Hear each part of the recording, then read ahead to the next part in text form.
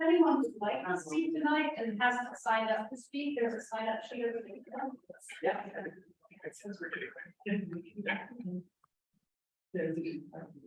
Yeah, exactly.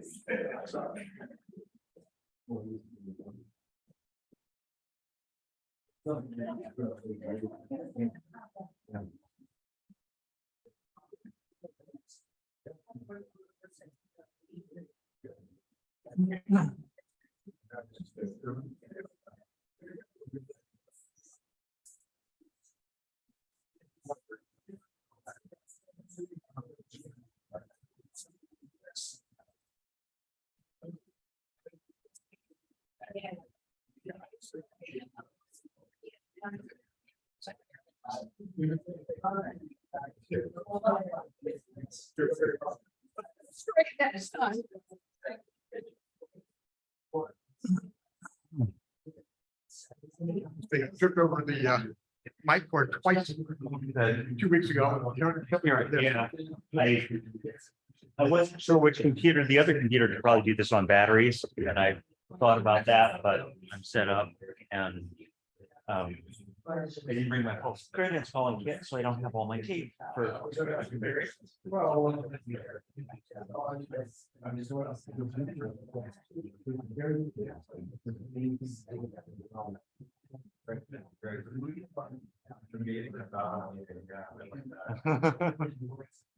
Yeah. Yeah, absolutely.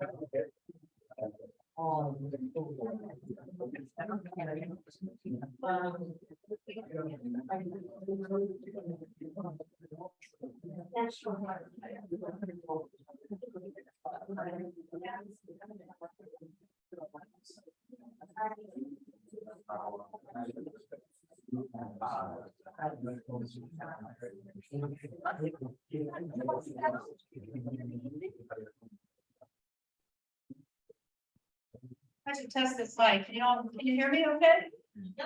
Okay, good. Very wonderful.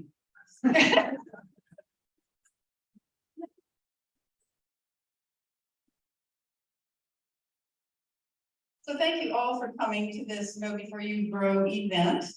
We are seeking to answer the question, how can we up our game? And there's a lot that's tangled up in that, so I'll try to explain that as we go. I recognize most of your faces, but there are some of you I haven't met yet, so I'm hoping that we'll have a chance to meet before the evening ends.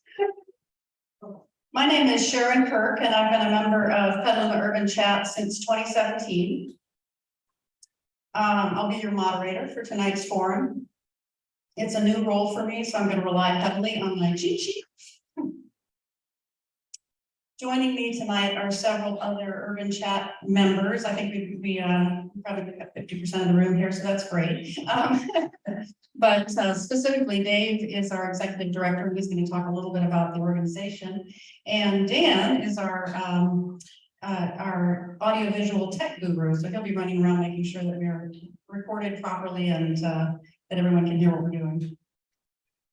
A couple of additional logistic details. You can find restrooms in the corridor right over here. We might have to close that at some point. There's some very lively ping pong going on next door.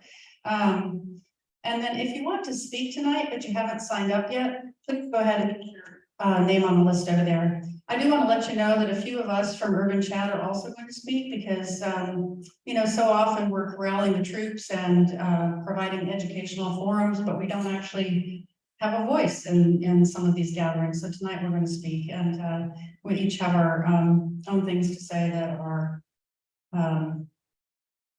personal, not necessarily the voice of Urban Chat. So in a few minutes, I'm going to go over the evening's agenda in a little more detail and just talk about how the speakers are going to work. But right now, I'd like us to hear from Dave. He's going to talk a little bit about Urban Chats. If you're not familiar with it, he can give you a little bit of the history, our purpose, and our focus. So thank you, Dave. You did that well. You do that more often. Most of you here tonight know exactly who we are, but I was told in the aftermath of the last forum that too many folks didn't know who Urban Chat was, so I should do some more education. So I will bore you for 5 minutes telling you things you probably mostly already know. Mission statement of Urban Chat, 4 points. Housing adequate for community needs, more transportation alternatives, specifically non-car alternatives, climate action, and sustainable municipal finances. First three of those are standard for most urbanist groups. The fourth is maybe unique to us, strong towns influence. But if the city is not financially strong, we can't get to the goals we have. Ongoing conversation there. As of today, we have 4 committees working on 5. Look before you grow, who really puts on this forum and all the other forums we do, was our first committee and for a long time our only one. And even though Sharon failed to say it, she and Dan are the co-chairs of Know Before You Grow. I'm doing my best to back out of it. I can't get there. I'm trying real hard. You've heard so much about 15-minute neighborhoods. That has become a committee of Urban Chat as of a couple of months ago. It aligned perfectly with what we do. A lot of our folks have already been doing it. So we just pull them in under us. It gives them the nonprofit status that it's going to be good for them long term. It just makes a lot of sense. I thought Veronica was going to be here tonight. I guess I was wrong, but maybe she'll yet join us. She's been the spearhead for that effort. We have a film festival subcommittee. For those who haven't heard yet, we are doing the film festival in the fall, September 20th downtown, September 28th at SRJC. You'll be hearing a lot more about that in the coming weeks. That just sounds so banal. But hey, if there are no public restrooms, people aren't comfortable coming downtown the bus or walking downtown, they want to take their car, public restrooms make a difference. Don Ford has been pushing that issue for a while. He agreed to become one of our committees. I know the city has funded in the current year's budget to do a feasibility study on a new downtown restroom. Don will be our contact for that effort. So good for him. I would love to get a committee together to do project endorsements. That's a big one. Thus far, nobody wants to take that one on, but I really do hope we get there in the very near future. We are a nonprofit, sort of. We haven't yet gone through our 501c3 process. We have too many other priorities right now, but we have PPSC as a fiscal sponsor. So any donations to us, they go to PPSC, who puts it in our account, and they are tax deductible, subject to what your accountant says. Not that I'm putting harm on anybody tonight, just saying if you have any spare cash, we can always make good use of it. One of the big things to talk about tonight is one of the negatives that came out regarding Urban Chat at the July 12th forum, which is we're in the pocket of the developers, we're being paid by developers, we weren't independent. It's up on next door. I heard rumors that night. It's irritating, and even more importantly, it's just completely 100% wrong. There are a few of us who may do occasional consulting for developers, me included.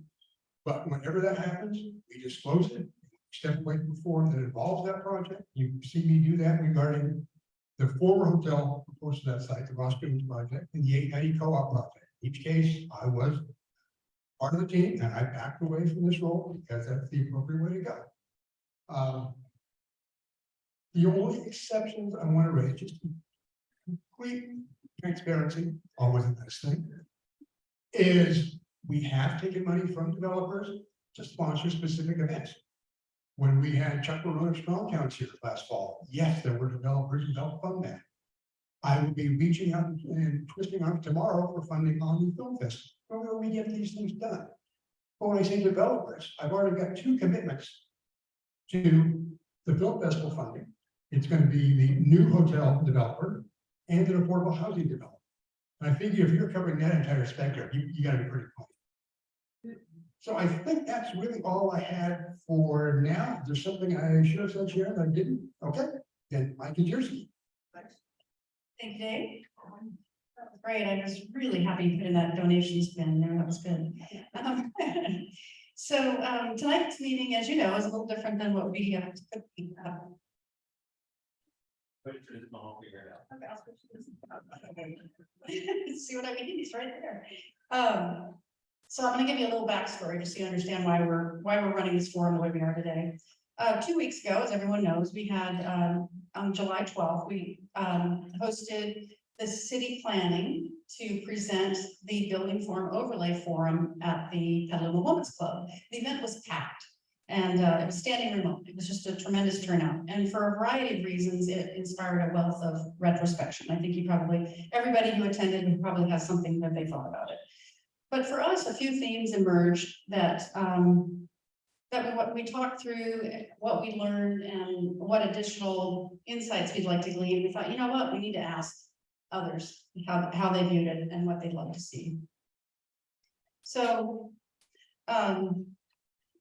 the first thing that occurred to us is that we've been hosting these forums for over 7 years. The organization has been extant for 11, but we've actually been hosting forums for 7. Attendance at the July 12th event was over 150 people. It's a number that far eclipses anything that we've done. So the obvious question is, how do we reach more Petalumans with our message? So that's the first thing that we're hoping to get some feedback on. Apparently I have this time. Who knew? And then the second question that came up is that we've received some feedback that the forum was too technical. And sorry, I'll just leave these below. Okay, that the forum was too technical. But given that land use and zoning are technical topics, we'd really like to have a discussion about how we can make these topics more relevant and accessible to a wider swath of Petalumans. So it kind of goes hand in hand with the question of how do we get more people to the table. I apologize, the slides have a mind of their own. That's what you get when you repurpose something. So the third question that came up was around the tenor of the meeting on the 12th. And I think universally we'd say it was a little rough. I think there are some that felt it was great. I personally felt it was a little rough. Many in the audience seemed to come to the meeting without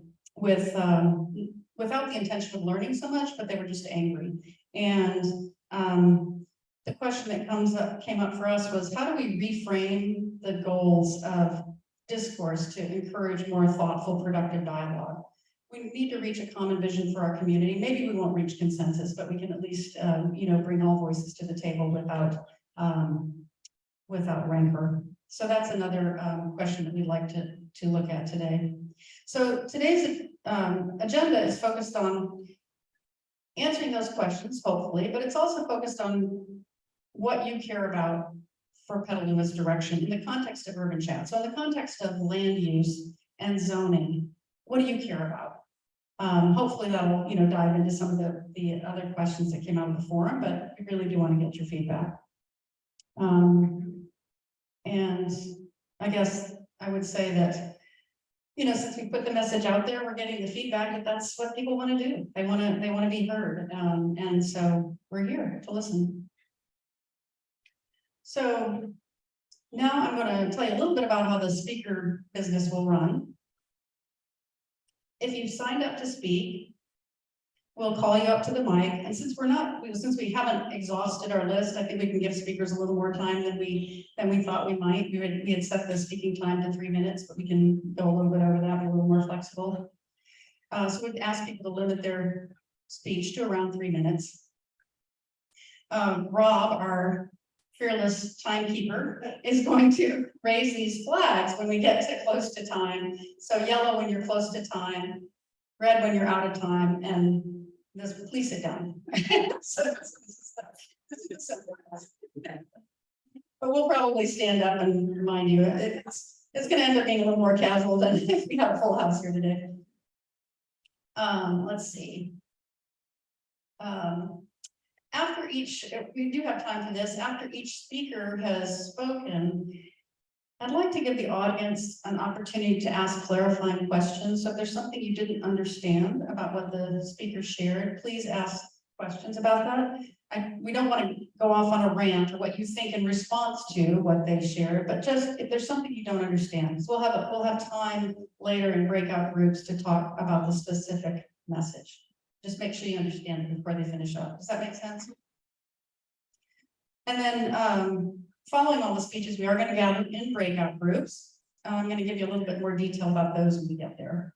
But I think that sums us up. Are there any questions about how this is going to go tonight? Any you, Rod, it's going to go well. Kind of what's out there. Yeah. Okay, I'm going to turn this off, and I will invite our first speaker up, and that would be Kathy Myers.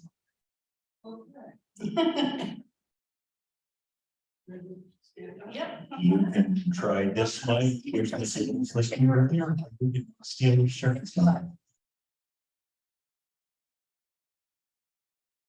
Everybody hear me? No. Hair shake toes? You can? There we go. I love the title of this, so I came. It says the passion led me here. I thought that was appropriate, and passion led the people that showed up and attended the overlay meeting. I learned something already. I learned that Know Before You Grow. I thought that's who sponsored the meeting, but you said that they're combined. So that's new to me. I think that I support, I think one of the problems with the meeting was that it became a us and them agenda from the very beginning. I think the stance of saying that, this is from my point of view, saying that we only had 37 words and it had to end with a question mark. It had to be a question of 37 words in length.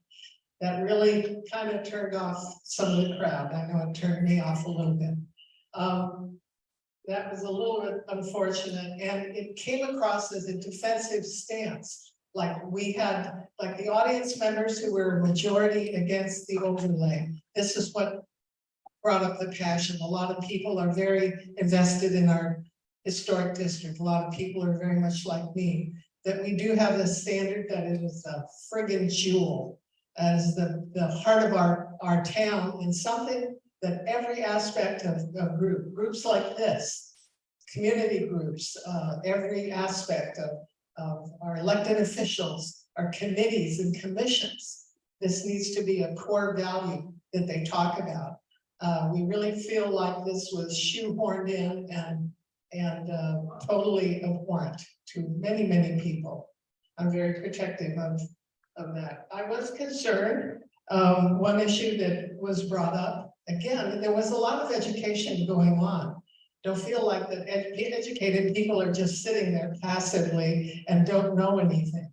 If you have that attitude, it feels like a little bit like mansplaining. And it did feel a little bit like that. Let me tell you what's going to happen, that kind of thing. And you don't know, it's all too complicated for you people to know anything about planning and how it works. That attitude is unfortunate.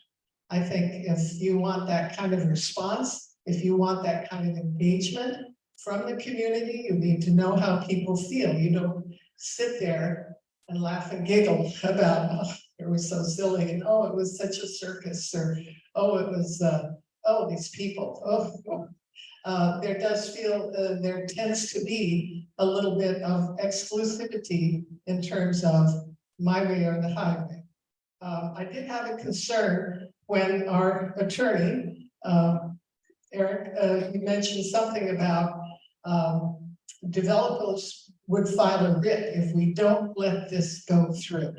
And it felt, my thoughts were, well, you seem to be jumping through flaming hoops to make this go through.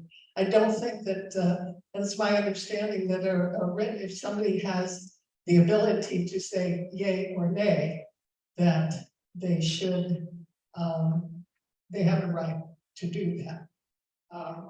Anyway, those are my thoughts. I think you'll hear a lot more from people. I think if the more you advocate for this, people will really come out of the woodwork. So thank you. Thank you for being here and sponsoring your group. Yeah. You said this was shoehorn game and this was. Oh, I was. Whereas down to the hotel. Thank you, Kathy. Are there any other questions for Kathy before we move on to our next speaker? Well, that's what we're here for, you know? So I'm the next speaker. So, I so rarely get to do this. I'm actually thrilled. You know, I've talked to Rob here has helped me a lot because I tend to be pretty strident in my perspective, and this is probably no exception. So bear with me. Unlike Kathy and many of the people who disagree with the overlay, I actually think we need to consider it for a variety of reasons, but that's not what I'm going to talk about. I just want to make it really clear that, you know, some of us do have a different opinion. I believe that our downtown is a jewel. And yet there are things that we can do to make it better and to improve our sustainability as a city. So let me start my actual speech. I want to tell you a little bit about myself because I want to humanize this face. I don't want there to be any misunderstanding that I'm an actual person who does real things in life, and I'm not part of some next door conspiracy. My husband and I moved to Petaluma in 1995. We raised our children here. Our daughter and her family live here.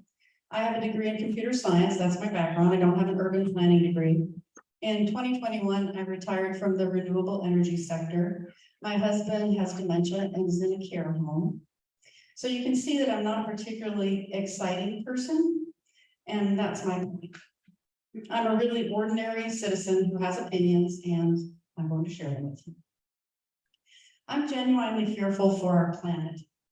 We're experiencing the hottest year on record, and people are dying from excessive heat, floods, fires, droughts, and superstorms. I think everybody knows that. You're seeing it all over the news.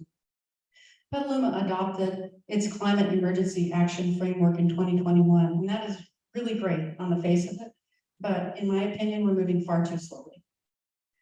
If your house is burning down, you don't take time to solicit public input on how people feel about the fucking fire. You put it out. Okay, that's my, I'm sorry, I really didn't have the curse word here on the paper, but I'm just, it's just, I feel so very strongly about that. I'm increasingly, I have very little patience for people who want everything to stay the same because it is too late. I mean, it's just too late. We missed the moment. So where does that lead us? 28% of our greenhouse gas emissions come from transportation. This is something we have control over. We must get people out of their cars. So here's some ideas for how to do that. 1, every time we repave a major roadway, we must add protected bike and pedestrian pathways, full stop. 2, we must implement more comprehensive public transportation routes with increased bus and train frequency. 3, our neighborhoods must evolve into places where people can meet the bulk of their needs within a 15-minute walk or bike ride. 4, we must add housing density to concentrate people around the services they need. Density gets a really bad rap, but a corner store needs a population that's big enough to make a living. An urgent care clinic needs subscribers. Petaluma will adopt a new general plan in 2025. I'm sure you're all aware. The changes we need to save our community must be embedded in that plan, and they need to be articulated with specific language that offers no wiggle room. For example, we shall update our zoning ordinance to support neighborhood retail. It cannot become we should. It has to remain an imperative. Okay, I'm getting the red light. When general plan elements come up for a vote, some council members will disagree with the plan elements, but they won't say no. They'll just say, let's change that shall to a should. And that kills change. We cannot allow this to happen. So how do we stop this? So this is my where I'd really like some help. I want us to launch a broad campaign to raise awareness and pressure our city council. The electorate talks, people listen. I believe we can reach more of our electorate with targeted short videos that include visual models of what our future could be. And I'd like to see those videos fronted by young people, the ones who are going to live with the future we're leaving behind. I want to promote the videos on every available platform. I want them to be radical in their message, their number, and their reach, and I want them to be local. We need to motivate everyone to demand changes, and I'd like to find others here tonight who might be interested in doing that. I'm not expecting any of us to front the videos, frankly, we're too old, but I'd love to have a helping hand. So that's my piece. Are there any questions?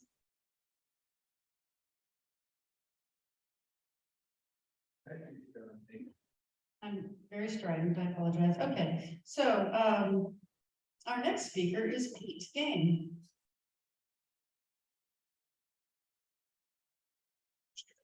My name is Pete Gang.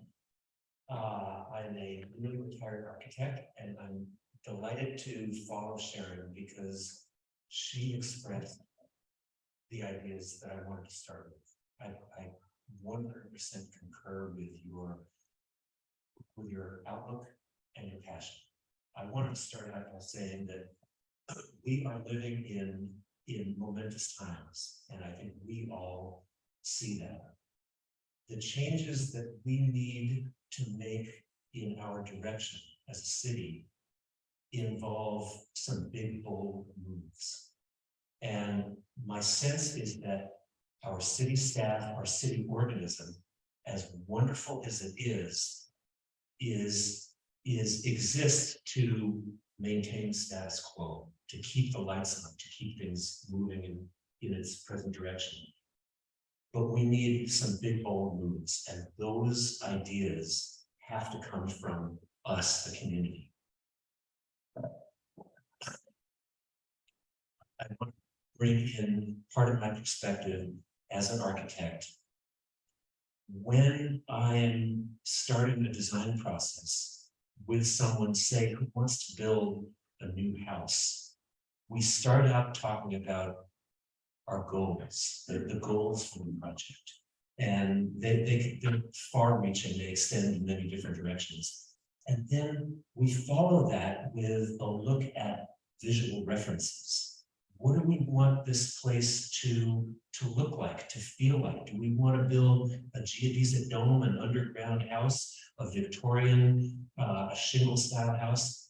And it just strikes me that on the scale of our city, we don't have a shared vision of where we want to be going.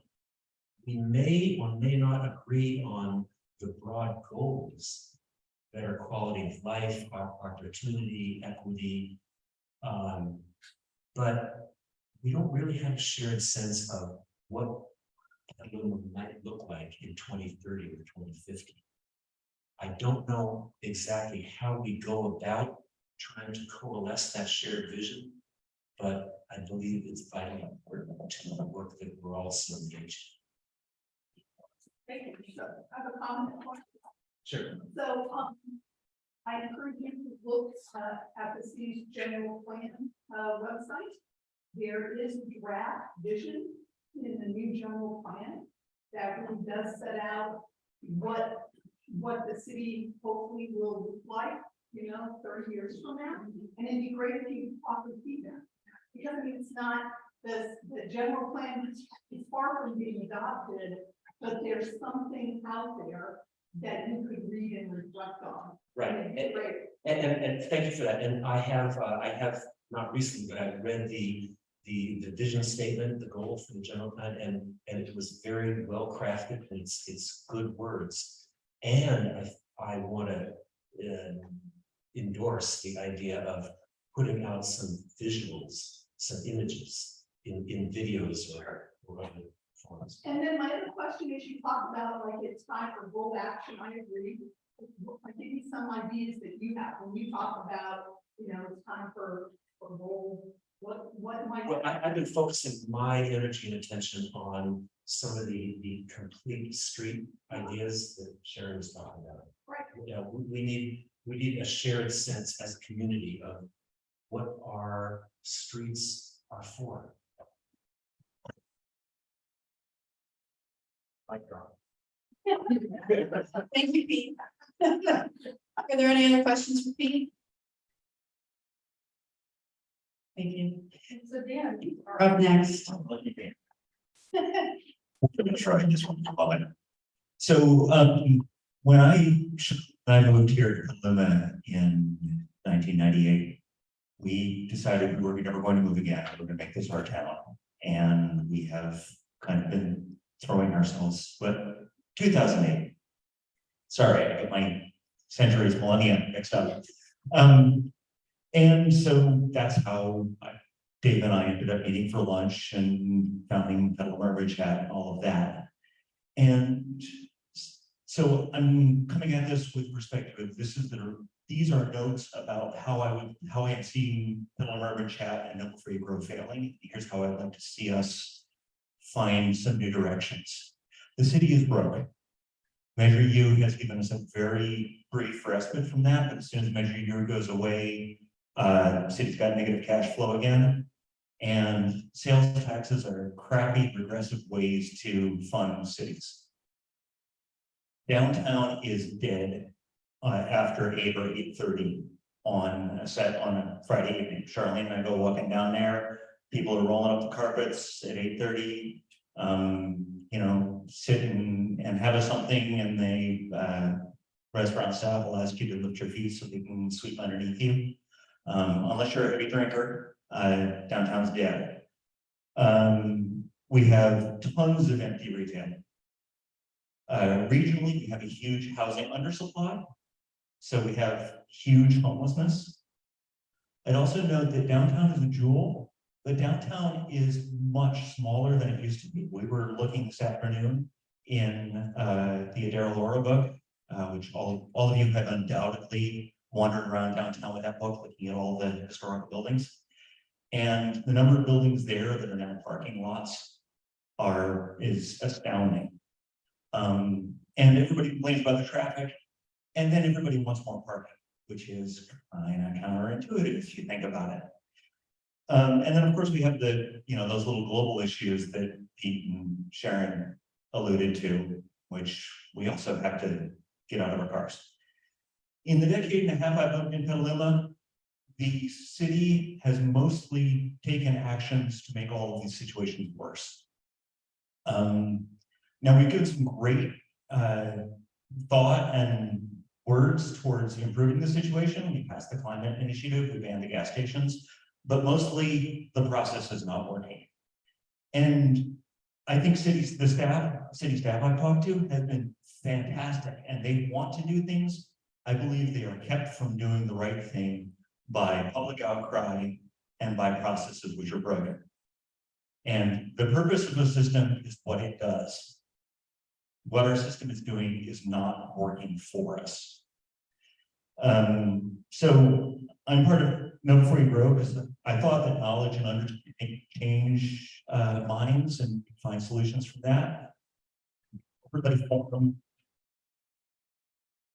The Overlay Forum made it very clear that the facts don't matter. Some people who I thought would be strong allies came out of that just saying things that I can't figure out how they got to. So I think we need to, as Know Before You Grow, stop being so nerdly and technical and in the weeds and find ways to be inspirational. And this hurts me a little bit because I spend a lot of time reading policy books and delving deep into podcasts on all of these topics. And sometimes I think we do a better job than some of those folks do, even though we stayed pretty focused on Petaluma.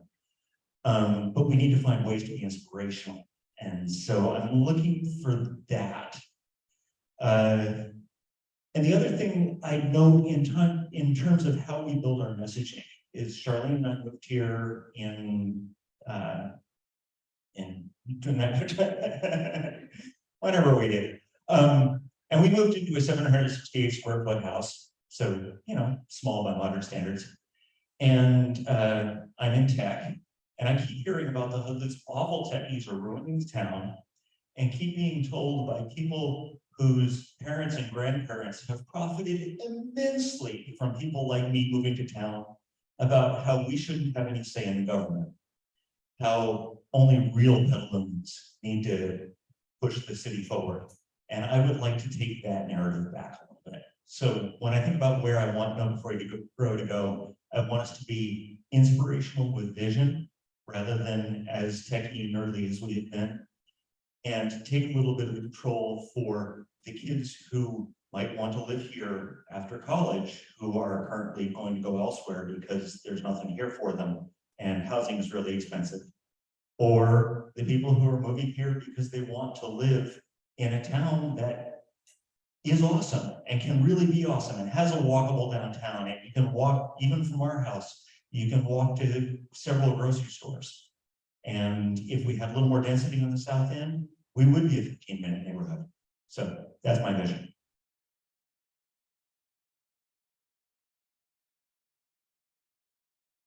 Yes, Bonnie.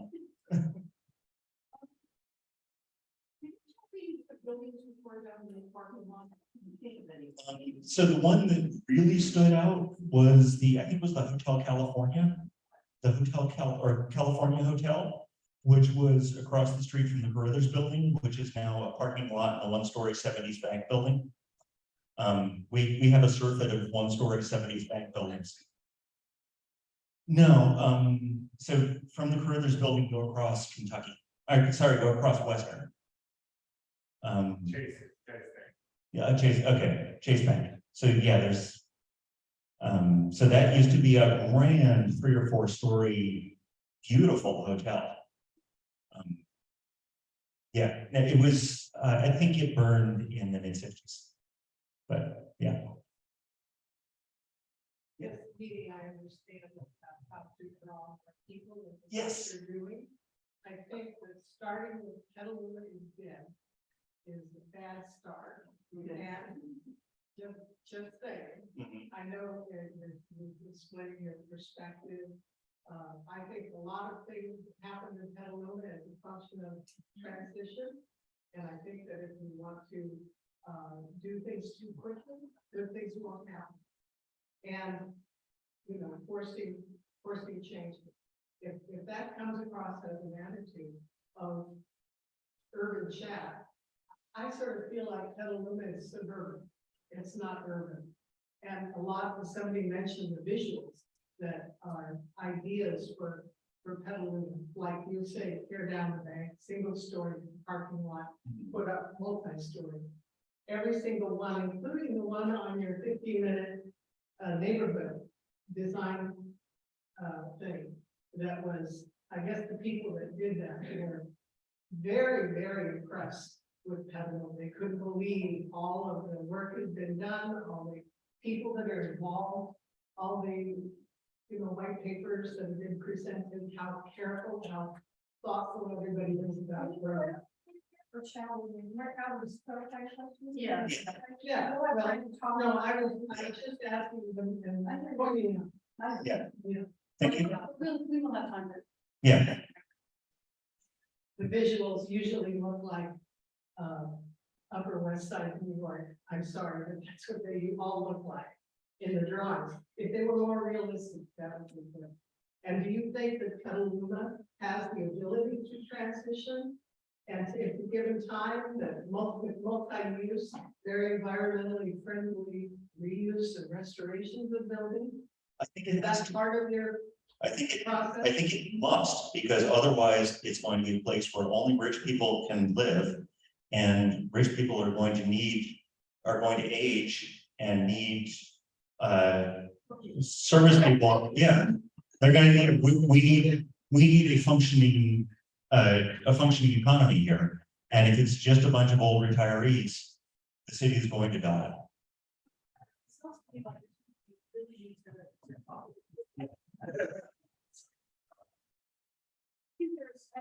think this is exactly the kind of dialogue we want to get into, so we can get the perspective from a variety of points of view. I mean, I share more of Dan's perspective than I do yours, but I haven't sat down to talk to you either, so Yeah. there's a ways we can go. Are there any other clarifying questions for Dan? No. Janice? I just want to clarify that our lead budget came in 2008, my life all the new people that are coming in door. Thank you. Thank you for reminding me when it was.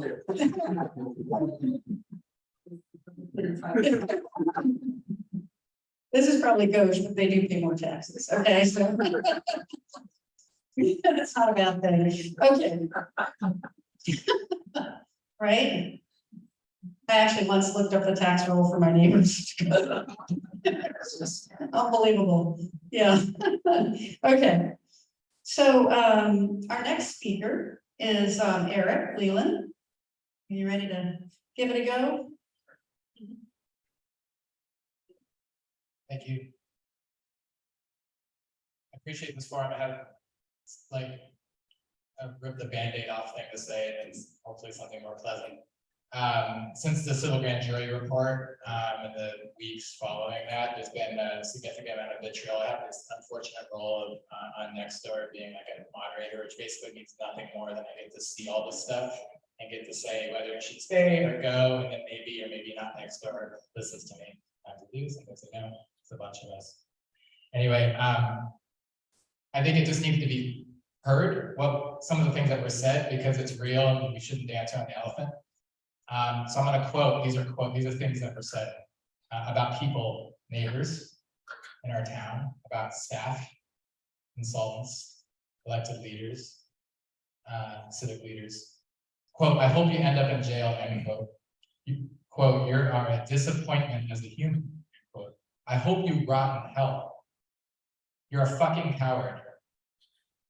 Damaged goods. That was said to somebody who the bigot thought was LGBTQ. You'd better watch out.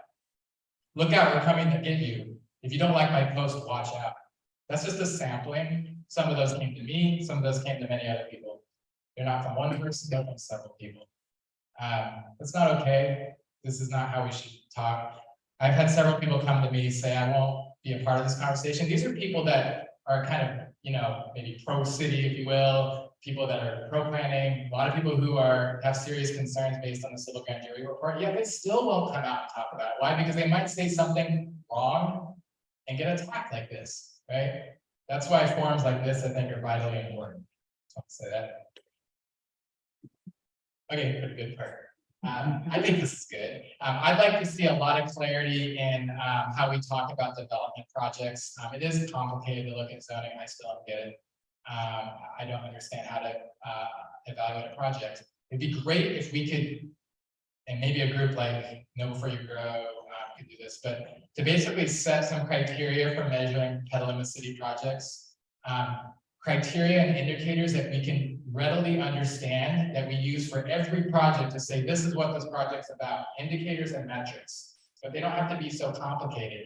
We could have climate indicators, safety indicators, mobility indicators, equity indicators, financial indicators, government indicators, things that we understand, like happens to the air quality if we do this project? What happens to biodiversity? Does crime go up or down? What happens to health and injury?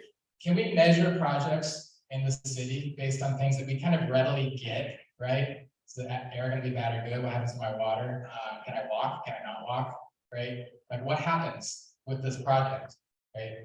I think it would be really cool if we talked as a group and just figured out how can we define projects and using more natural language, which then once someone gets really interested and hooked, yeah, then you go down the road of what's the zoning, does it say C on the map or does it not say C, what's a floodway, I don't know, right? But let's figure that out once we get people hooked and really understanding, you know, the parameters of projects.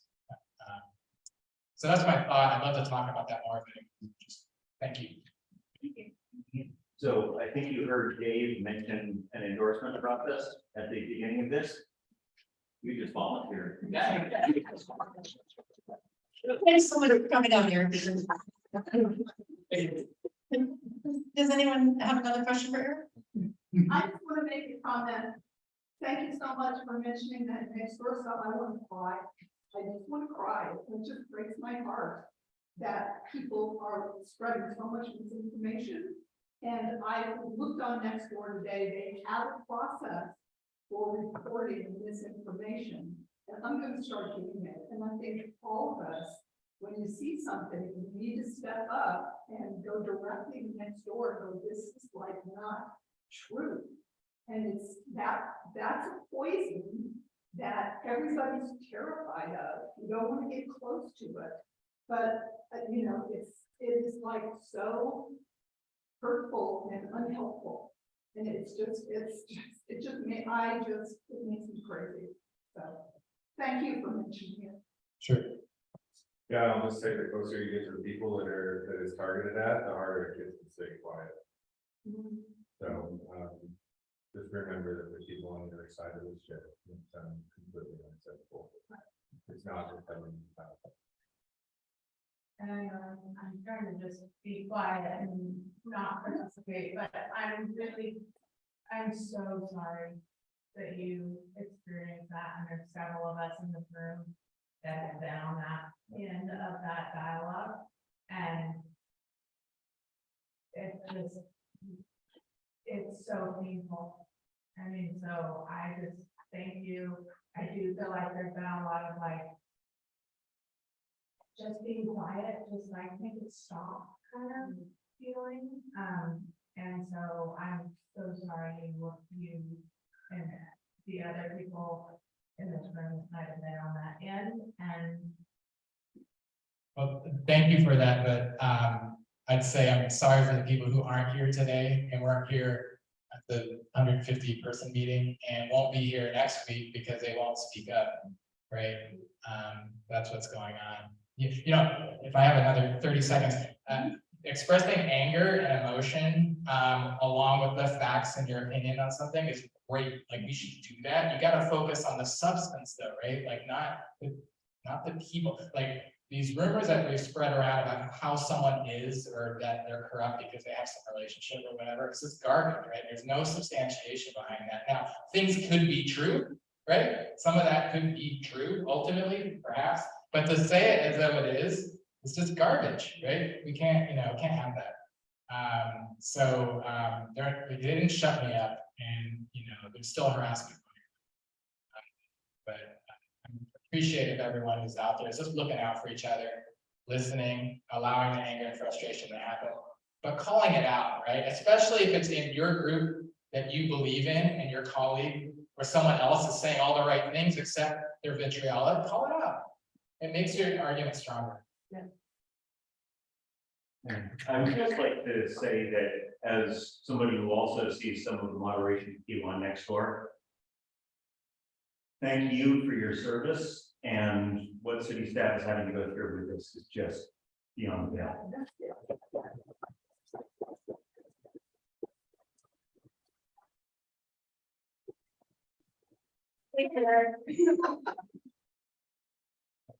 I just wondered, one question.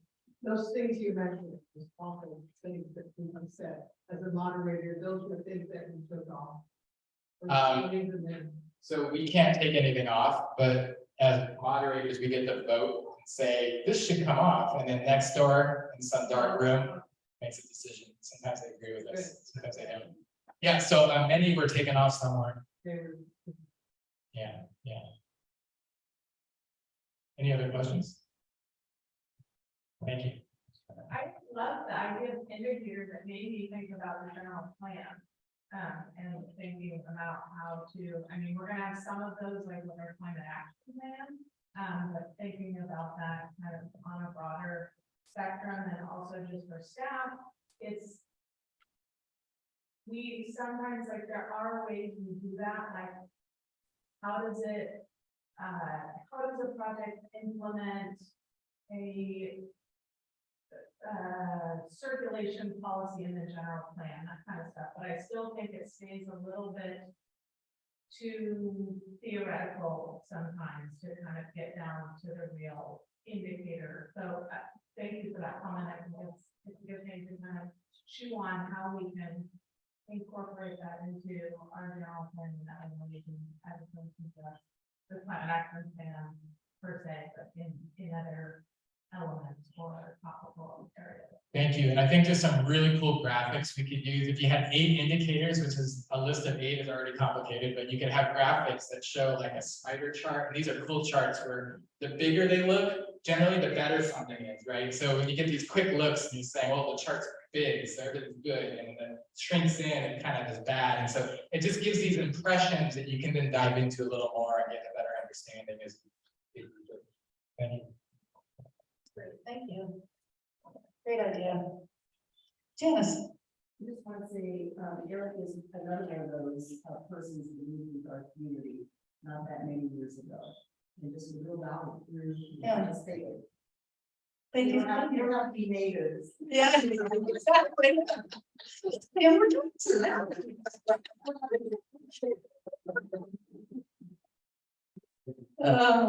Okay, thank you. This has been a really interesting discussion. I'm so glad that we have city folks here, both on the council and planning, just to hear this and to offer their inputs. It's been really good.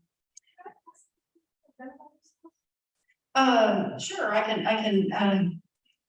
Yeah, so Brian Barnacle's on our council, he's right there. Yeah, and Heather Hines is city planning. John Shribs is on our council. And I don't want to miss anybody. Janice is on our council. Eric is our attorney for the city. And Andrew is the city planning. Yay.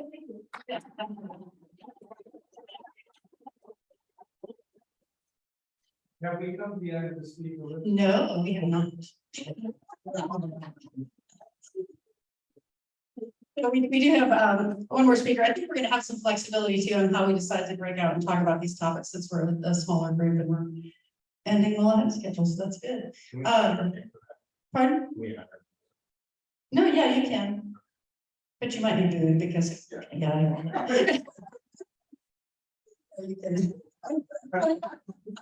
Definitely. But next up on our list is Stephanie Evans. So she joined us today and wants to speak.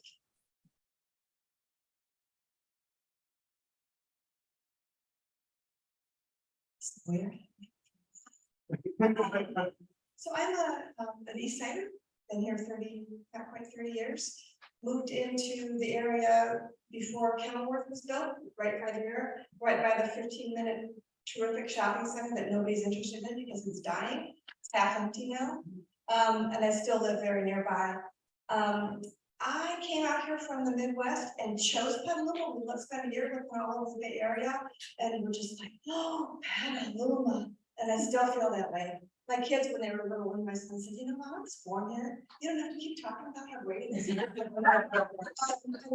love Petaluma, and I still believe that Petaluma is so far ahead of the curve in terms of planning. This beloved urban growth boundary, that was so far ahead of its time. I drive an EV, I'm on my second one, I love it to death. GM changed their planning on EVs when Little Petaluma decided no more gas stations. That got back to Marietta in Detroit, and which is where I'm from. And they said, oh, maybe there's something to these EVs after all. So we're not as bad as a lot of places.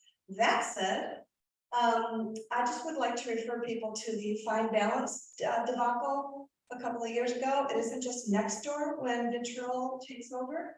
I think that planning for our future is essential, but following the frickin' plan is kind of important too. Because what happens in a lot of places is the biggest voices, usually the ones in opposition to whatever A, B, or C is, win, because they just persecute the city planners and their representatives, and until they say, okay, I give up because they're the only ones talking. I don't show up to some meetings because I have elected representatives, John Shribs, and I trust you to do what is in my interest, which is why I voted for you. And if I'm unhappy, I'll let you know. Otherwise, I'm good. I've got a life. I'm good. So I think if we're not going to follow the Petaluma Art Commission, we've set it up for a purpose. They approved a project. People went, ah, we lost our kids. So they grew it out, did a fine balance. People went, so they said, okay, we give up. So I think you have to think about what you're doing, be intentional about what you're planning to do, and then do it. I think if you want to say, I don't want the battery storage facility on the other side of town that fits the general plan, if it otherwise, whatever, all the environmental things fit, and people don't want it there, it should be up to them to say where it should go. And if you don't have a plan B, then it's going where we said in the first place. I would like to say the goal of this is how can we broaden our reach. I love your idea of involving young people. My young mid-20 people who are born and raised here are not going to be able to afford to live here. I think involving the high school students who have to have senior projects, they care about this. They really care about this. And we have a strength that I think is a strength, district elections. For most of the years that I've lived in Petaluma, how many people are from the east side? Yeah. A lot of it, at one point, 2 city council members lived on the same block. They were all West Siders. And so I think it's great to have district representation, Janice and John elected. And I think maybe breaking into groups within the districts to talk about what the constituents in each district feel are important is a smaller way to get input. I'd also like to say feeling informed isn't the same as being informed. And they don't read these, they don't follow the highly publicized city meetings, planning meetings, all the other events that are happening in town as a way to inform people. They're not paying attention until a button is pushed, something that they don't like. The idea is to get involved now on the front end, and then we all follow along because we've elected our representatives. I think we need to empower our representatives and our city employees, our staff, to do the job that we're paying them to do. They're eminently qualified to do, and we just need to let them do their jobs. So we need to do our jobs up front, not after the fact. We don't get to complain unless we've worked up front to set the boundaries. Thank you, Stephanie. Janice. Another example of a 30-year transplant.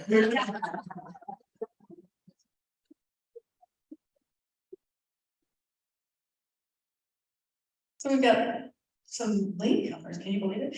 No, we have a couple more people who want to speak tonight, which is great. I did want to share a funny thought I had when I was reflecting on all this stuff over the July 12th overland forum, and I thought, wow, isn't planning supposed to come up with proposals for how we develop our community? So we were basically upset because they were doing their job. I mean, I was like, I feel like, well, do we? I mean, do other people, do you go to your job and you're micromanaged on your job? That people tell you what you can. I love it. I love it. Oh yeah, exactly. So. Anyway, I just think people were so shocked to find that actually work happens when you're not there. So that's just me. But we do have Barry and Brian who want to talk. So Barry, would you like to come up?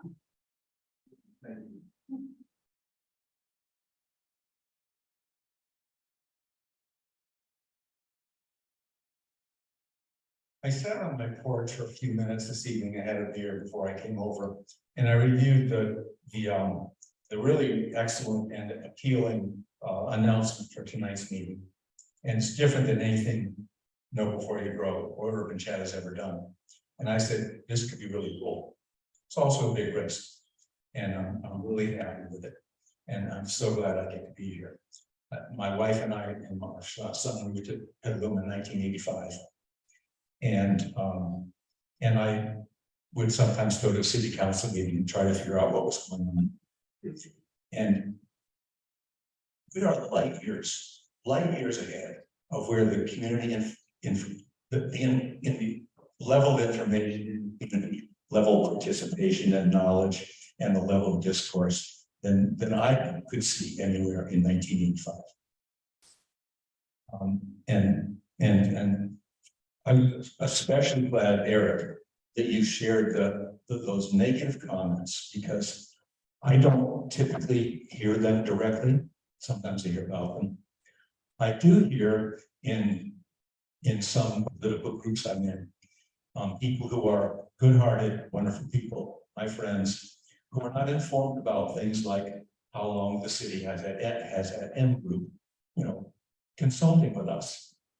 And when they take off on it, it pisses me off so much. I sit there and sputter because anybody in the world who wanted to know could know that, whether they like it or not.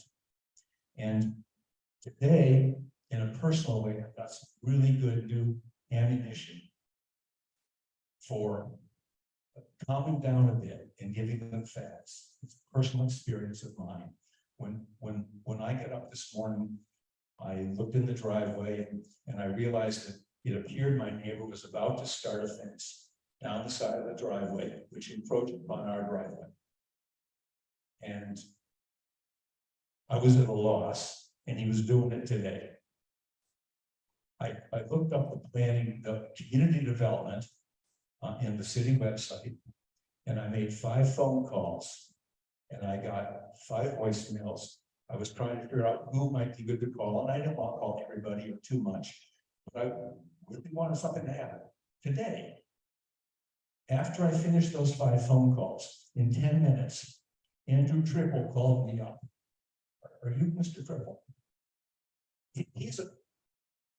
Mr. Triple is employed by M Group, and he's a city planner for us. And after I spoke with him, my wife and I could calm down and relax, and we knew we had the city support. We would be able to work out whatever was most appropriate. And when I hear the next person take off on M Group, they better back up.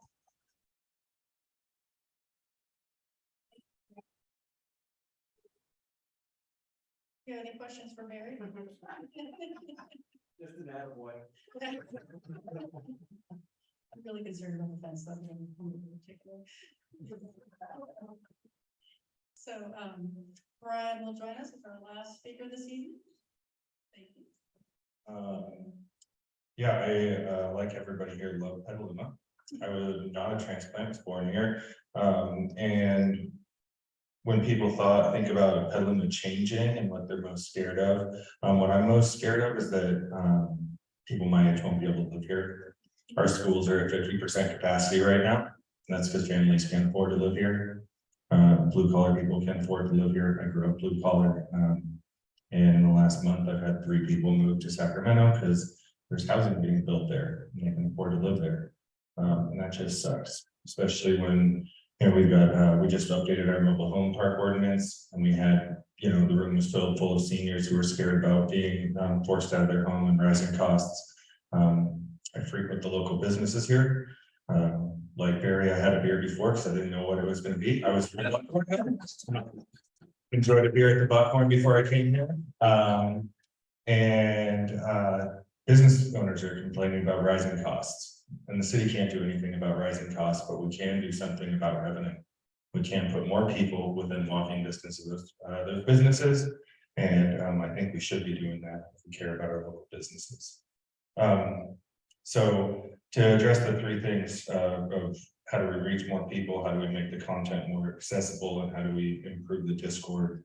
I think reach and Discord, they don't necessarily go hand in hand because we need triggers. We need to get people to care.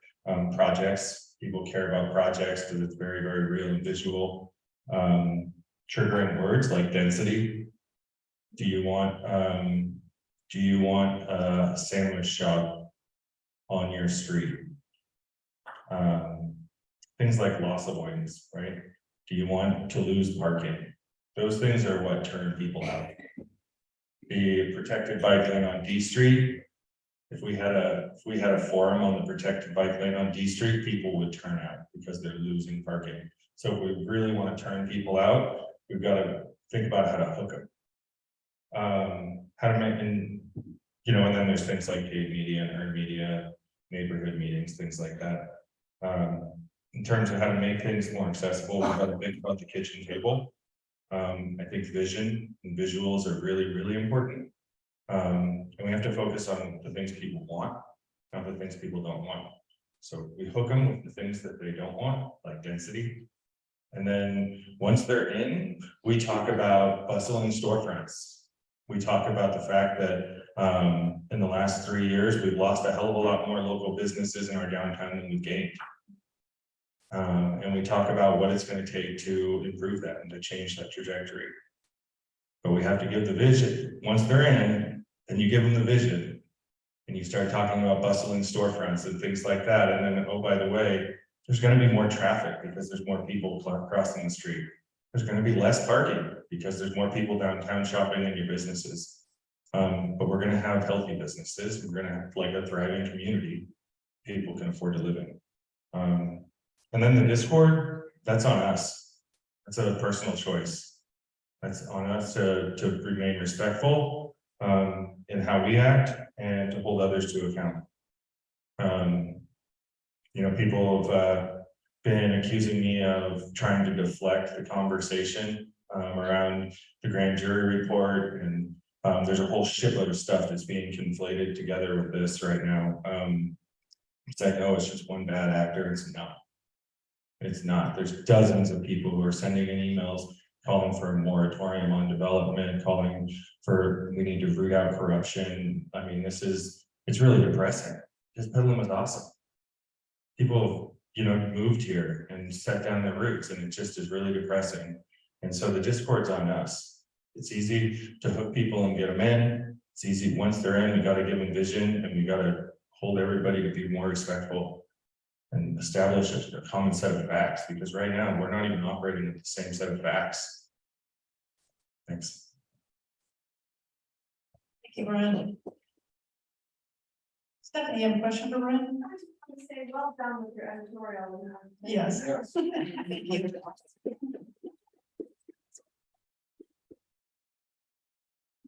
So we're at the point in the evening where we can, Dave? Oh, I'm sorry, did I skip you? Oh, let me see.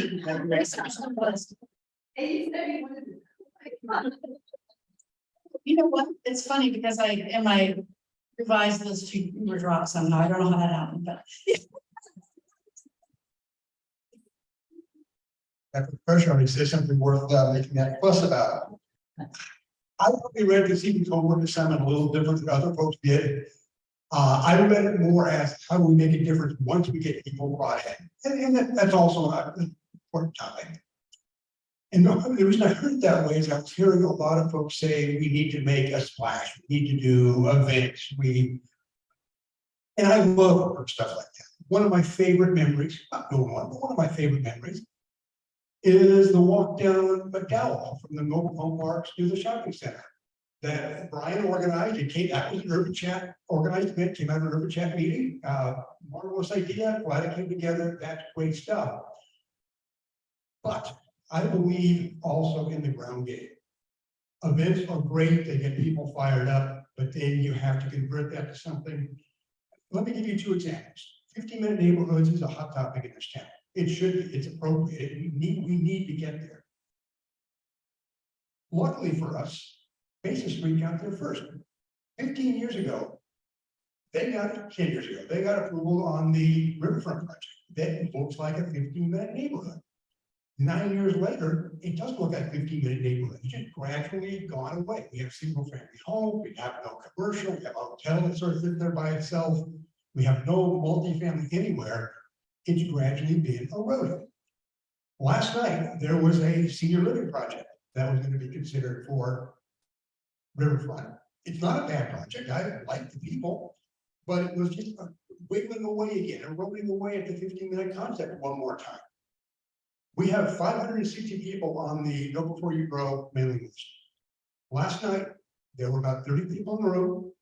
How many of those were there from the general community who were not there for the overlay by mistake, who were not there with the developer, who were not there as neighbors riverfront who had their own concerns? How many members of the general broad public were there to talk about this eroding away the 15-minute concept?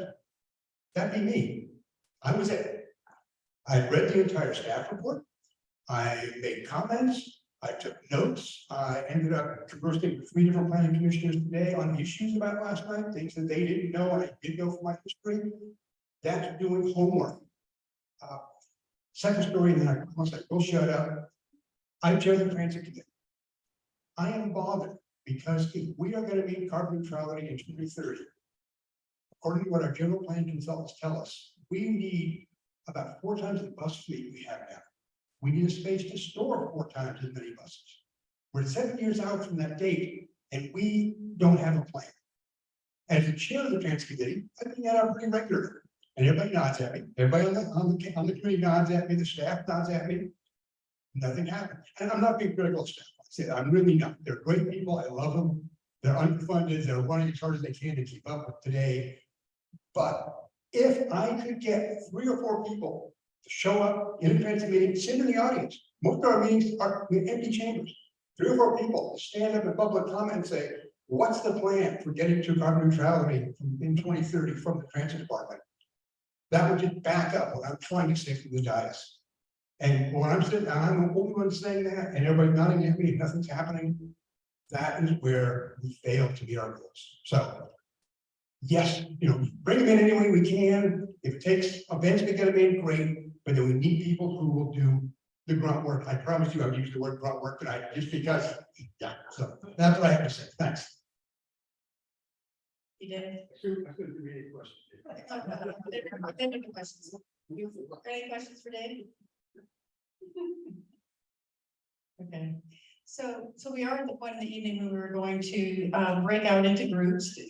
That's pretty flexible depending on how we want to manage it as a group.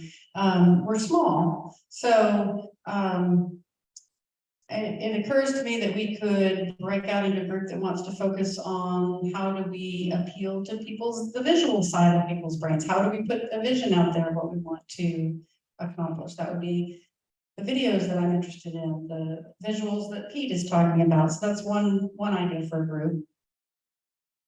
Another idea for a group that I heard just from listening to everyone is, can we find some coherent way of responding, like some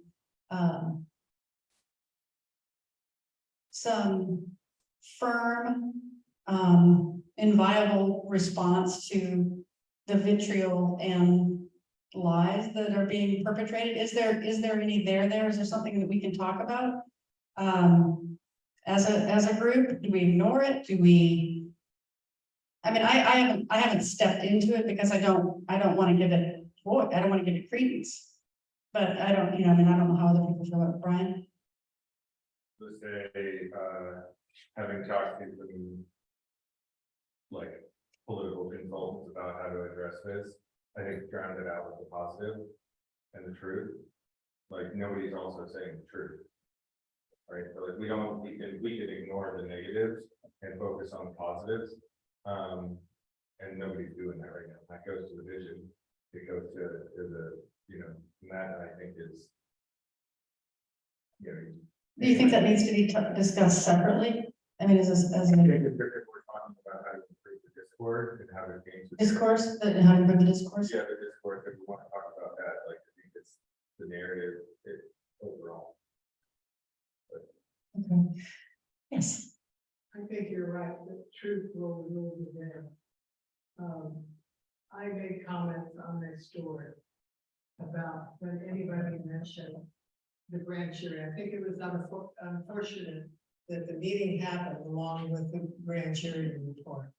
I think it was unfortunate timing that happened. Yeah.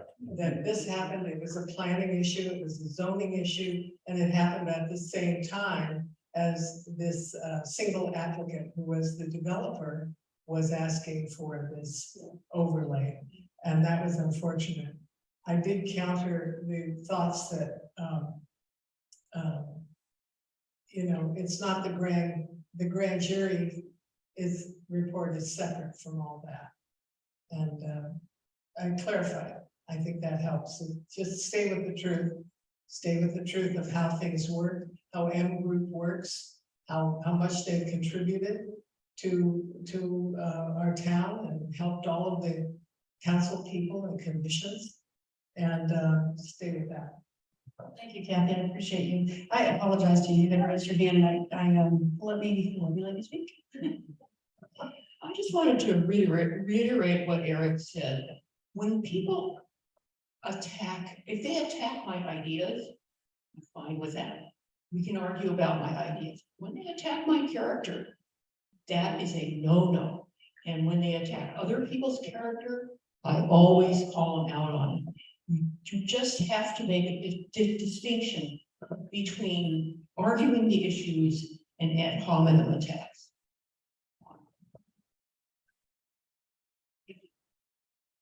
So I would like some guidance from this room about how you'd like to utilize the time we have for breakout groups, because we're pretty small. We could just have an at-large discussion. Or we could focus on a handful of topics. Is there anything that resonated with some of you that you want to bring to a breakout group? Stephanie. I agree. I think that ample material to talk about in the breakout about how to have a healthy discussion about these issues, because we're going to be having, a circular firing squad until we can agree as a community. Talk about things that we disagree with, and Petaluma conversation, which is a group that I'm involved with, is and just loving like this loose format for having these discussions is fabulous, and so that's a good way to let people feel heard without the vitriol. And so I think that as a way to communicate with the community and to get the community talking about share ideas with people who agree with them. So your suggestion would be that we have a breakout group to discuss that. Okay. Okay. Barry. I suggest breakout group for Stevie Birds, with all the flag spots. I don't need to have a focus of groups, but I'd like to hear from other people coming through. Lots of feelings that are alive.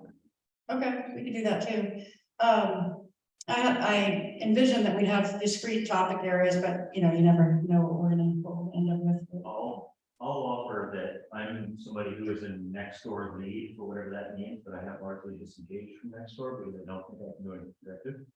If anybody wants to have a conversation About how I could be productive in engaging in next door, I've got a circle. I would like to talk about the visioning and how we can get some visuals out there for people to glom onto to really excite them. So I'll make a circle over here. Are there any other topics that people would really like to dig into tonight? Take one on the hook. Okay, great. The hook. Oh, I don't know. thank you. Yeah. But thank you. Thank you for. Yes, Yeah. thank you.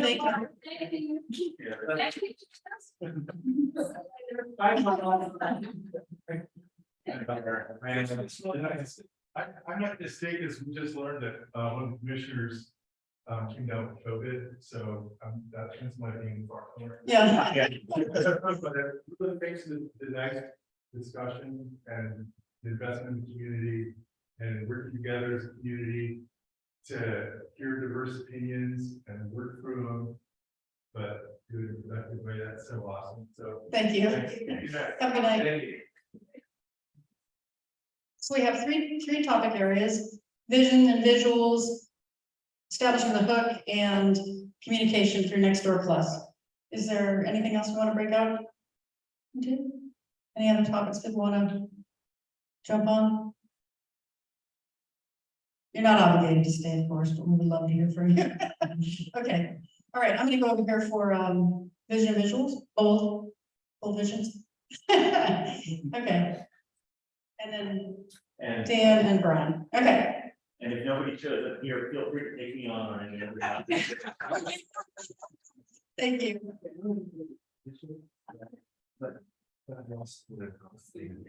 I'll report it. Yeah, right. So let's give ourselves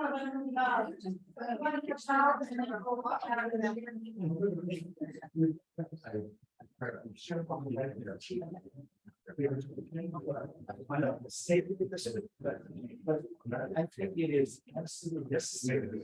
I mean, looking at that, this. Here's the age, yeah. I want to talk about it. That's, you know, rules for people. So. Kind of things like. Discuss the ideas of the person. The conversation. There's virus. Listening. Or a lot of angry people. And then- Just but now. So now there's doing theater. I agree. Let me see.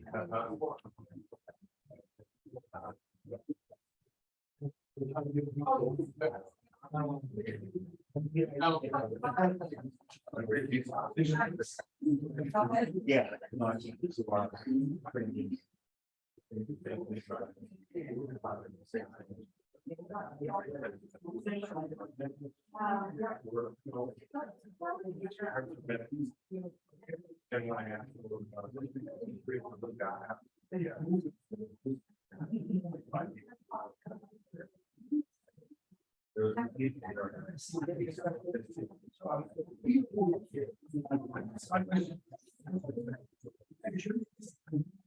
Yeah.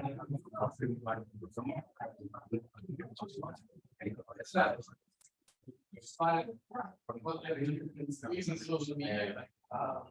Making sure I have one else.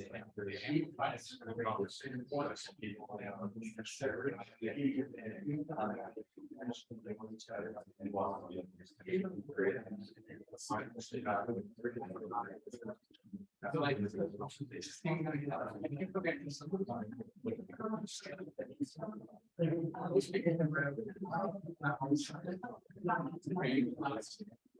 So there's not a lot.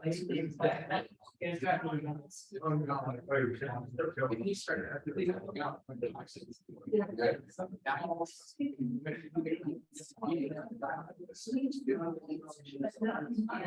On a different level. You know, so like there's let's back up.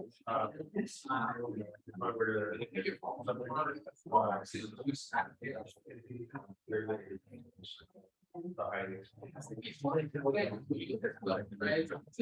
think that's probably.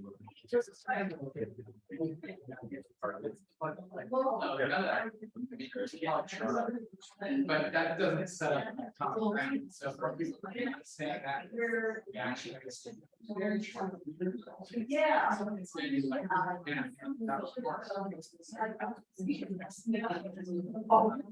but there's solution to it.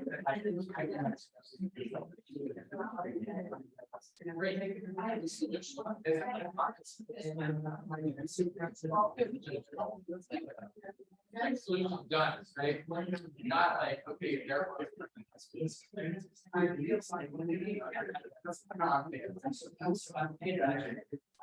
I we through some of that bridge and there's a big way that along the resilient I've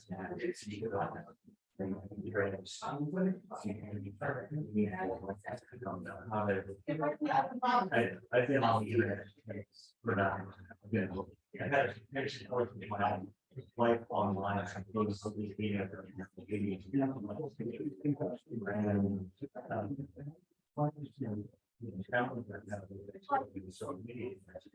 Because the higher visibility to the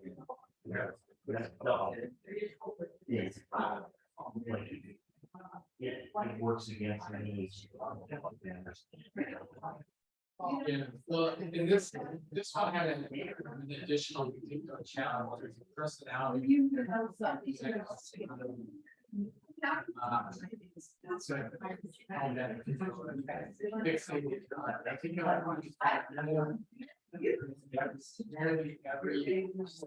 Every design that reinforce. So that's.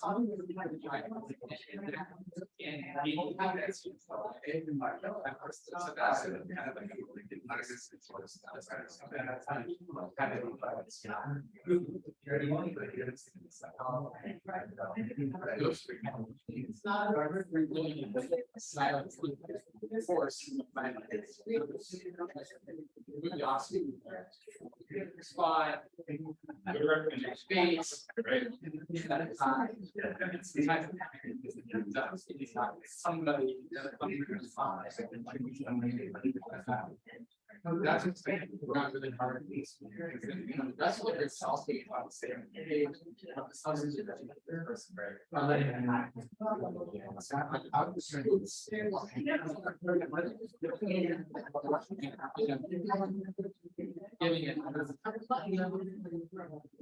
So I think I really have to get to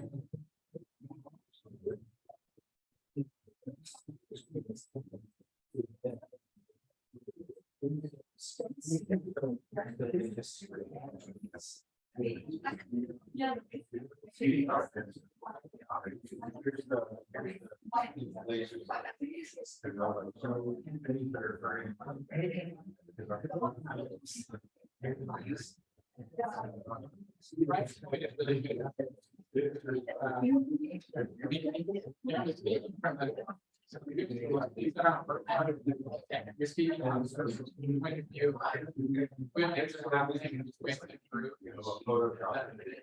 Things like that's always a positive.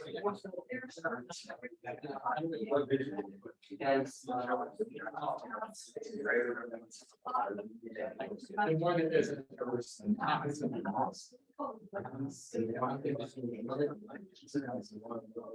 We're all smart. So this is that's great. It's a place that I understand. So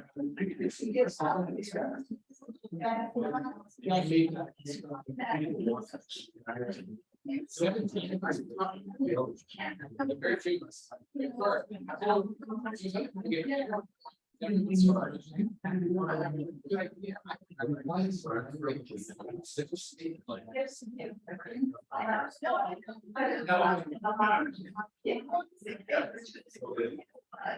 And you see those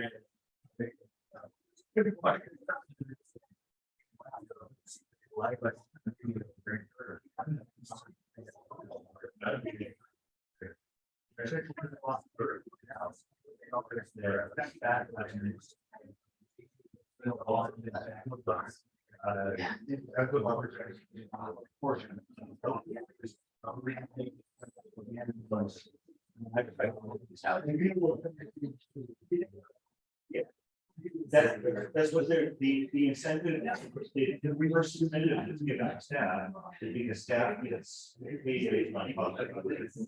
They have, and because what we, they, staff has to react to all of these negative people. Well, to so developers, there's lots and lots of. That's what's called out. But that's not. It's not how it's. We're in the work. Which would like us.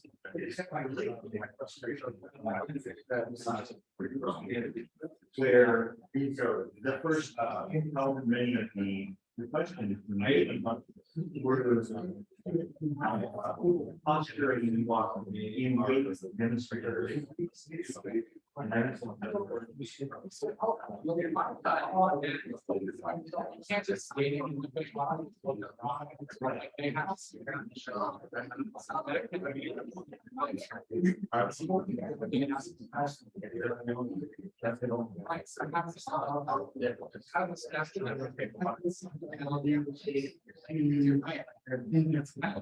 that's the purpose. Because that's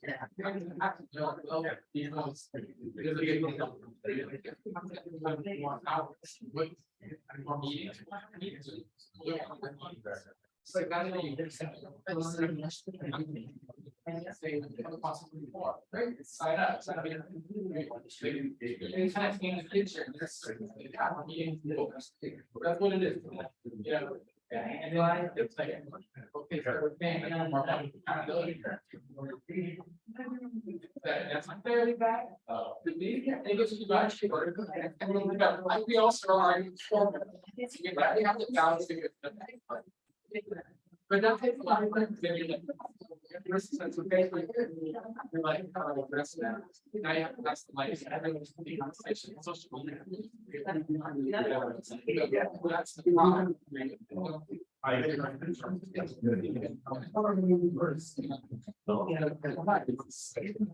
More of us want to be.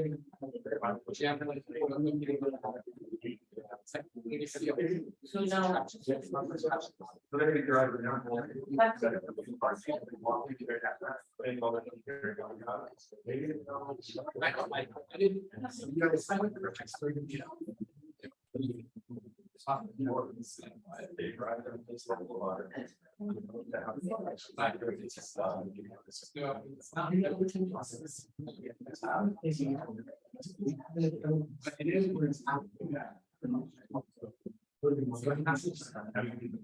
Yeah, that's. Somebody else will get us. You know how to. And. Really, because we're also these most people in the back of your day.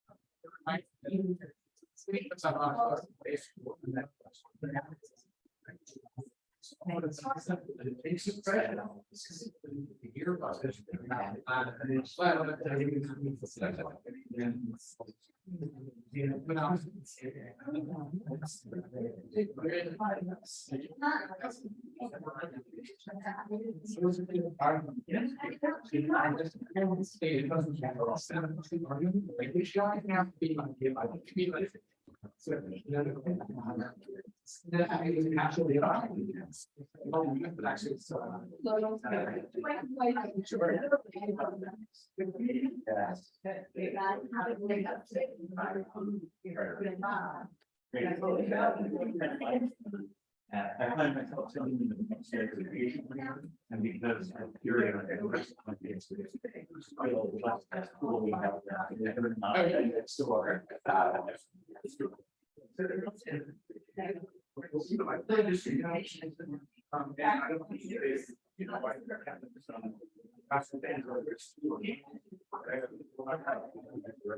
Very well, this conversation very little. Engage response, right? We can have this kind of immediate kind of. Well, it's right. That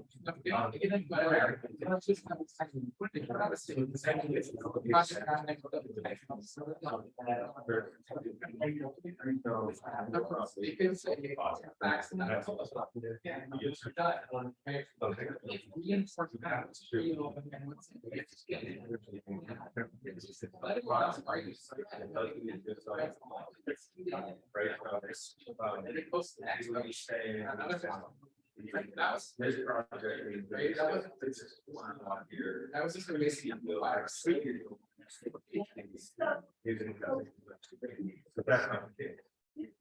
If this project, the same project. Same problem. Right, so now I have, that's the.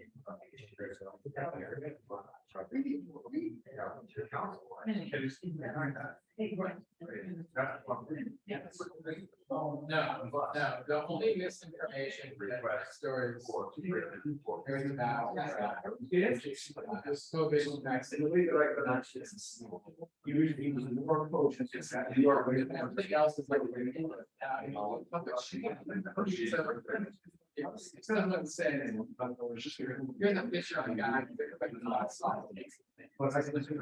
Right. What's the delta?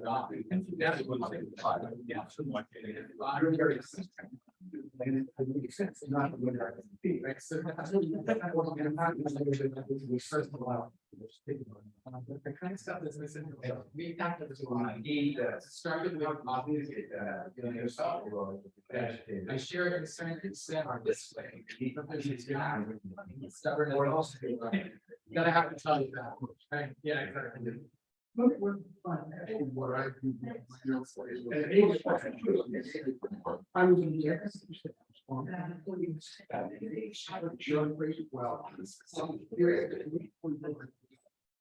When I just feel like I'm seeing this vibe on his home there. I believe it. Except the other thing. They didn't come to me more.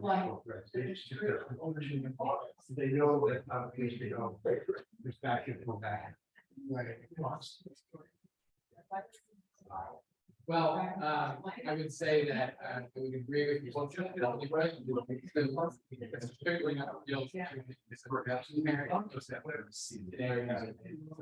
Even in not just. You said it would have been. Sort of. I like something. And like. So. If you did this, it was given. Well, then it was just like standard.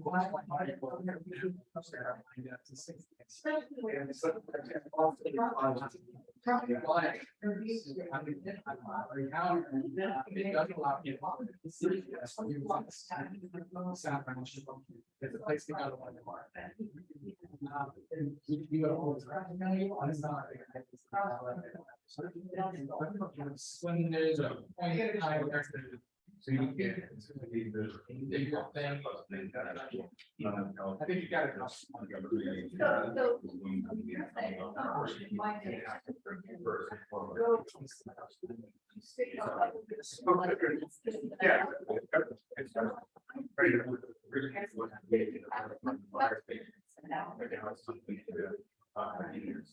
You know, I think that's just having crowds can do, but, you know, sure. Yeah. If I want to, I thought, just real fair, and I want to go on and go, I don't. Nobody can go.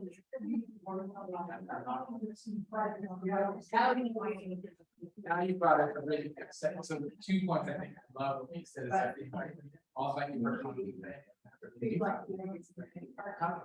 And then the second is like, you could have 5 people. Could plan this, probably, you have 5 to 10 people that are willing to say nice things. And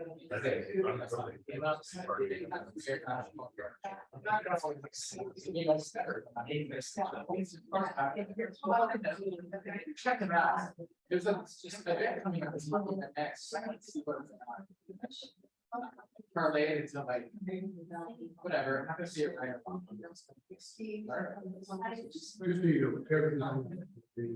Yeah. To get through. I have one great shoes that. I know.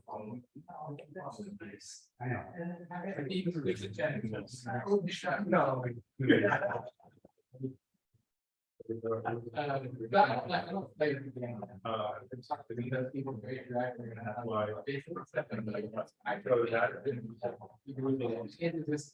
We put forth the facts, we have a robust conversation.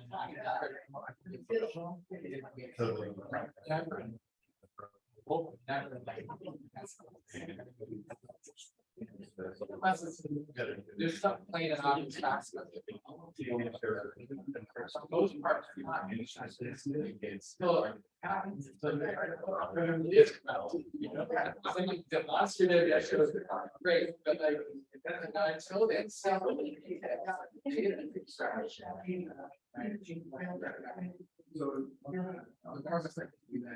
From a position of constructive. But also not, don't let it feel like, especially the. Yeah. Right.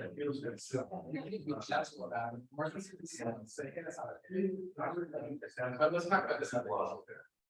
It doesn't have to be like stop. It's just like, hey, that's not. Maybe you can say. Okay. What? Yeah, it scares people. One of my theories,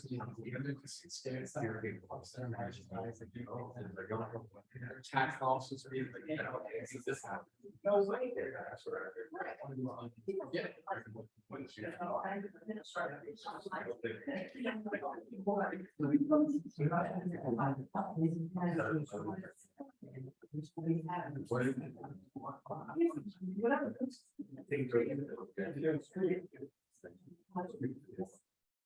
well, people ask me, they're like, hey, I want to post this, like someone. And you got 4 cameras. You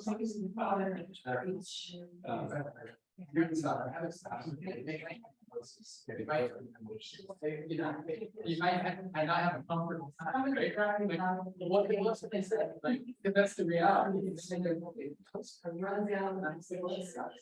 You know, they. But that's kind of.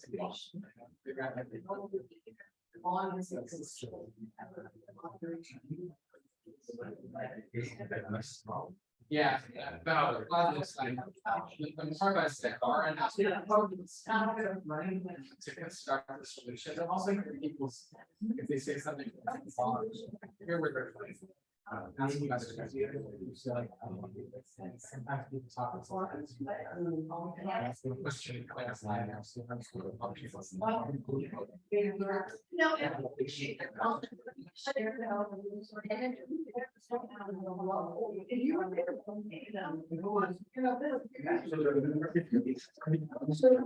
This close. yeah.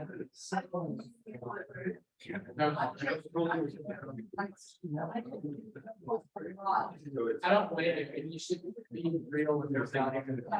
I would be you need to take a break. It's just, but it's not all years, it's. You go.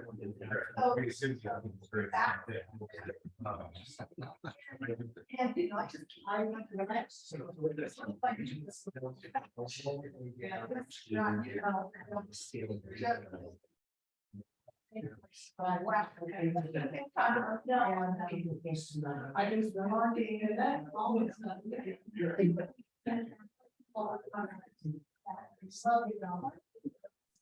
They want someone to share it. And that's what they want. They want yeah.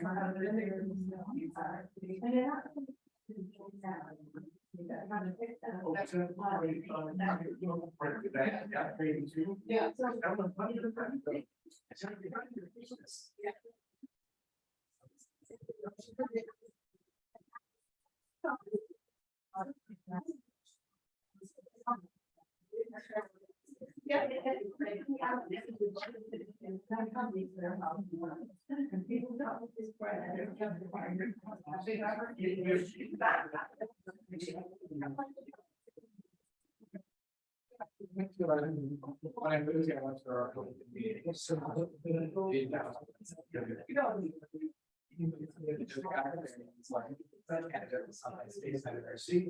like when everyone's. Every week. Yeah. I was, everyone thought I was working. It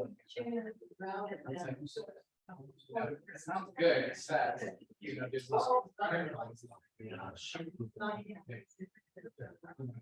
They have.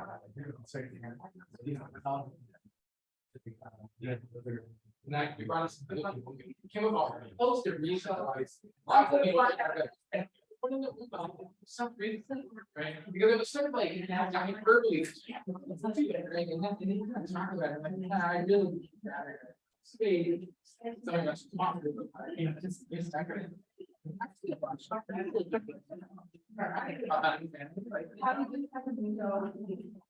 Yes, now we're having. Who wants to know one guy? I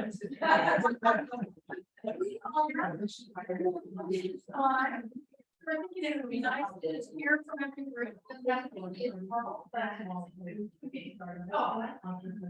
You have a problem there. I'm used to tools.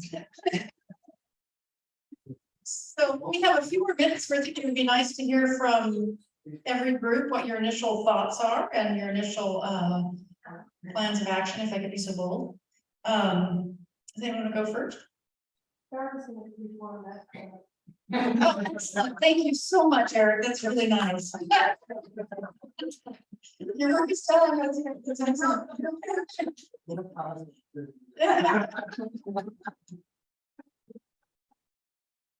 Okay, well, Pete and I had a very lively discussion. I'll go first and then you guys can you can step up for the next round. So we both were interested in how do we communicate visually with people about the potential for a change or for a new way of looking at something. And we both settled on the idea of that you've heard of many, many times of image preference surveys. So you show people this. What would you like? Would you like this or would you like this? So we want to start to put together a library so people can see, you know, this is what your streetscape looks like today. What about this? Which one do you prefer? So they can actually start to envision what the change might bring. But how do you do that inexpensively? Am I capturing it correctly? Yep. Okay, how do you do that inexpensively? So this is something that Rob and I have been talking about. There are some amazing games out there for building cities. So we're thinking we just need to hire a gamer who can develop the built environment, and then you know, we can switch it up to show people what the potential is. So I think there is a lot of opportunity there. So that's our, and we are going to follow up. we have follow-up items, so, yeah. Yes, exactly, high school students. Okay, so who wants to go next? Yeah. Yeah. Actually, we drafted Colin Thomas because he's not here, so he's gonna. Yeah, I know. Anyway, okay, who would like to go next?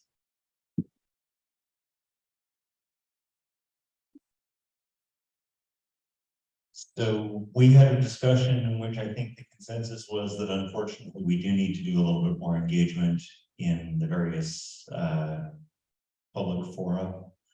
And I'm still pissed off at Nextdoor for requiring that of me, but yeah, discussion around why and how, and that yes, unfortunately, we do need to show a little bit of presence in those spaces.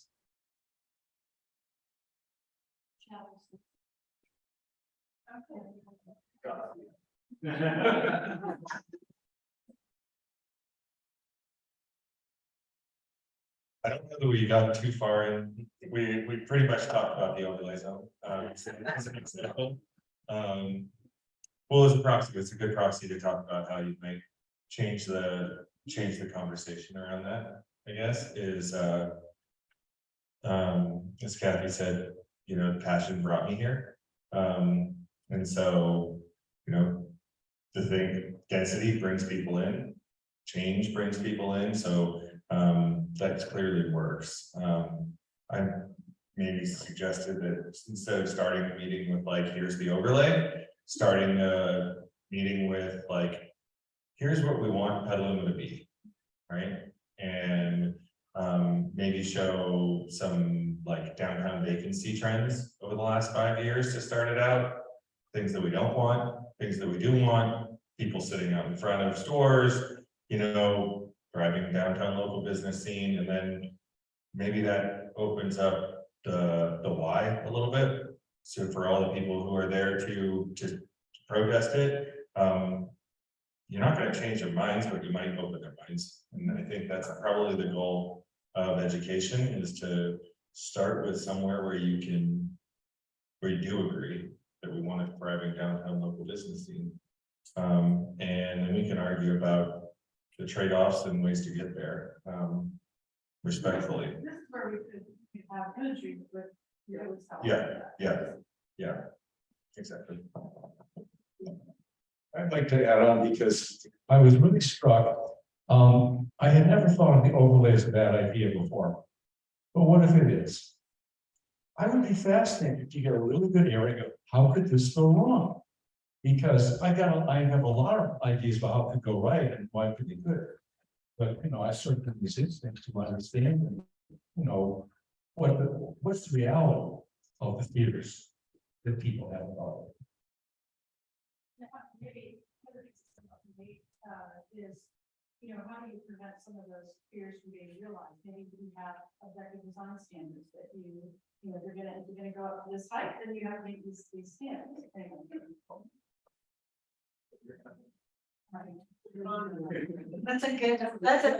That was great for me, because I've been adding on and on about this objective design standard, the gap that we have in our town that we have had since when we started talking about it in 2020. Yeah, I think our group, we meandered into overlay discussion,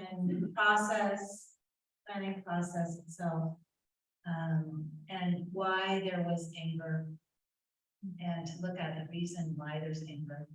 And part of it is because the process, the communication is not exactly elegant for the community, and a lot of these concepts are very complex.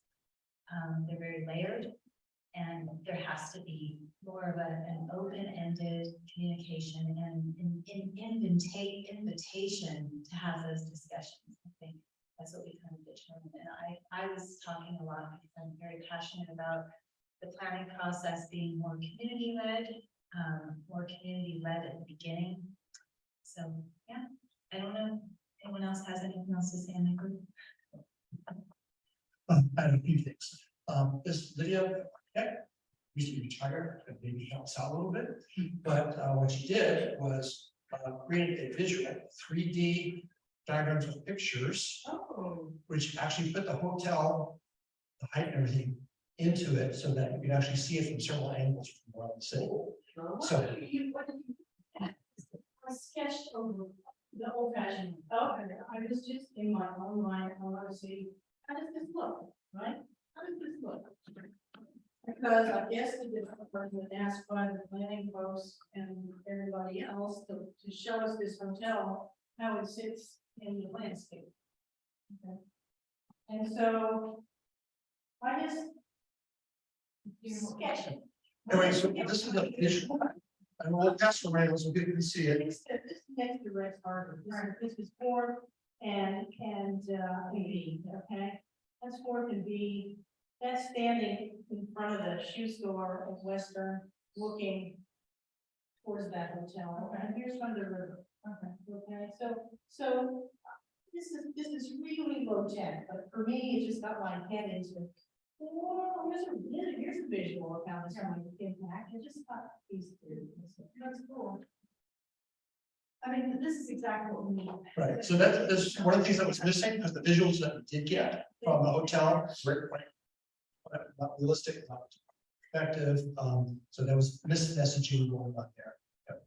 So this is one thing we do is visuals. Another visual that we talked about was the ATP map, interactive map, and it might be a good tool, but it's not being used by enough people right now. It's just we got a whole bunch of folks that talked about 15-minute communities came together. But here we have this active transportation plan, this map, the interactive map that's supposed to be interacting with lots of people giving input, and it's barely mentioned or advertised. The paper hasn't mentioned it, and the deadline is this Friday. It's been up and running for a couple months now, but nobody really knows what's going on with it. It's only around for maybe a week. Or we can have, but also it's dropping off on Friday.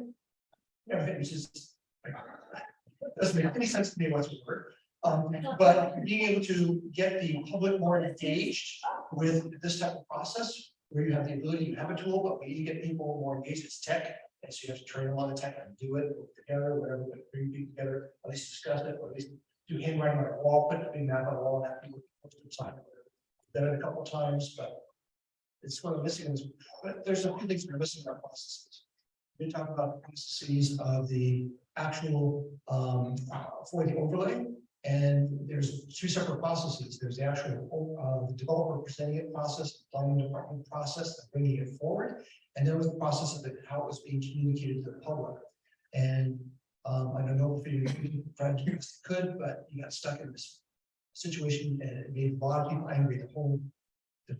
Both processes and what was being said really got people upset, and it was kind of expected. And what David Keller sent in email says, I certainly agree a lot with David Keller wrote his letter about, well, what do you expect? This is what's going to happen, and I sort of knew it was going to happen. But we talked about that. But we do need what Ron brought up is we need a little bit more strategy long term in city staff, and help bring things forward, as well as the day-to-day stuff. Because right now we're still stuck doing day-to-day, and maybe not enough the vision going on that we're actually hearing about. And especially the control plan right now, the committees are kind of we're sitting kind of in weeks. Weeks is obviously happening. There's a lot of excuses going on, but we need to do something about it, and hopefully it's going to move forward. Hopefully very soon. What's holding up to the flood control, but we can hold that mapping. I think we can move forward. But I will not complain about that. So, anybody else? Anything else mentioned? Say anything? Okay. Well, thanks to everyone for coming out tonight. It was very short notice, and it was just great that you were able to make it. I think I got a lot out of this evening, and I hope you did as well. We got a lot to ponder and a number of next steps to work on. So thank you very much. Let's do this. I mean, it's good. It is good. You know, it's. Your order. Yeah, okay, great. Thank you. Yeah, no, that's great. Very cool. And also invites like other community, like I go, okay, David, yeah, you know, other community organizations that have a stake You know, I mean, there should be somebody who can climate, you know, there are people involved in climate action, but, you know, Know Before You Grow could be a convener of larger community conversations. And it would be great if there were like 40 people in the room, because there's a, you know, that'd be great. Yeah. I'll just say give a little preview. Climate Action Petaluma for a while has been talking about the need to bring together in communication many of the diverse stakeholders all around town. You know, that we may have some knowledge of each other, but we're not really connected. So we had one meeting in May of a climate roundtable. We're going to have another meeting in September. And we intend to invite everybody, you know, just a whole broad array of groups. It could get really messy, Right. but it's what we have to do. Right. And right, that's good. Yeah. And it literally got me here. I've never been to this urban chat. I've been to Know Before You Grow. I have to admit, I thought that's what this was. Well, It is. Know Before You Grow. Yeah. Same, but I had one suggestion I'd like to leave you with. I usually get laughed at by everybody when I suggest a solution for transportation, for our aging community, for getting people out of their cars, climate impact is we could have with one fell swoop, and we have the technology to do it now. We could have one single 15-minute neighborhood, and it would be the city of Petaluma. If you think about Washington Street, that's the main drag across Petaluma. I'm thinking what we need is they do have automated transports or trolleys. This would be the suggestion by your design. Yeah, maybe a mention of trolley. It doesn't have to be up and down, north and south. On Washington, all the way across. Just imagine city limits, walking, and everything within the 2-block range of Washington Street. You can find everything you need.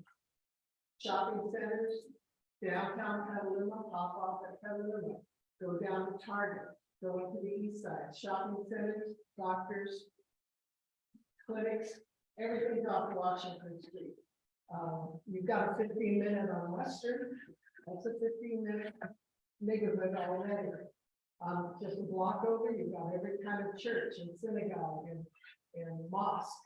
You've got restaurants, you've got a grocery store, you've got healthcare providers just on Western Street. That in and of itself, and that model could be extended to Washington Street. And Petaluma would literally be, you could actually get across town in 15 minutes instead of half an hour like it takes. I have a question on that. Yeah. 15 minutes by car? No, by a trolley. By a trolley. A trolley. It could be electric. It could be automated. They have these in some senior communities. It's not like walking. Where a trolley comes up and you hop on, hop off. And it doesn't have to be super wide, it can be as wide as a car. I know it sounds crazy, but it solves a lot of what your goals are. And you know, access people, non-drivers, we could provide